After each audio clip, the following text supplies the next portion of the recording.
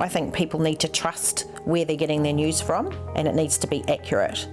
And so therefore, you know, like the TV networks and these big media companies, the Herald and stuff, they are generally trusted, I would think, to get the facts right.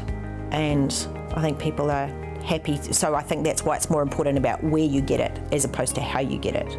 I just think they've got more integrity. Nationally broadcasted, you know, newspapers and, you know, sort of that larger scale media outlet, that would be reliable and that there would be a certain element of accountability in what they're talking about, that they're not just going to be making things up.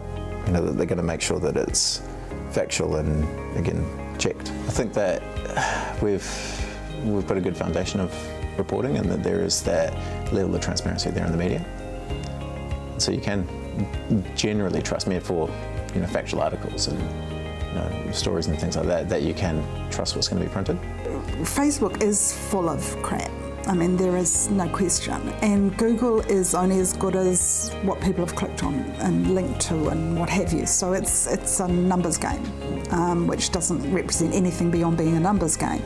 I don't think the New Zealand media is biased in any particular way. I trust them in terms of their intention. I don't necessarily trust them in terms of their execution, if that makes sense. But they're quite different forms of trust. Traditional news media is curated, the rest isn't. So I guess that's what newspapers are there to do. They're there to get the stories, but the stories come from lots of different sources, and they bring it together into something that's palatable for you to digest. So I guess that's what they do. And filter, I keep saying filter, but they bring together, they filter, they make it manageable, because I'm not going to be able to go there and read everything there is about the stock market or about Brexit or about, you know, Donald Trump, but they can do that and then give that to me, and then I can do what I want with that.